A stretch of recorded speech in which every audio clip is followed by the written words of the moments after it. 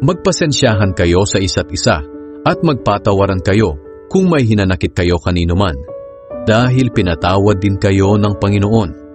At higit sa lahat, magmahalan kayo, dahil ito ang magdudulot ng tunay na pagkakaisa.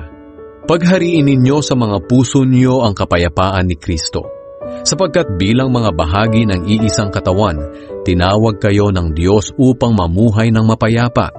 Dapat din kayong maging mapagpasalamat. Itanim ninyong mabuti sa mga puso niyo ang mga aral ni Kristo. Paalalahanan at turuan niyo ang isa't isa ayon sa karunungang kaloob ng Diyos. Umawit kayo ng mga salmo, himno, at iba pang mga awiting espiritual na may pasasalamat sa Diyos sa mga puso ninyo. At anuman ang ginagawa niyo, sa salita man o sa gawa, gawin niyo ang lahat bilang mananampalataya sa Panginoong Hesus at magpasalamat kayo sa Diyos Ama sa pamamagitan niya.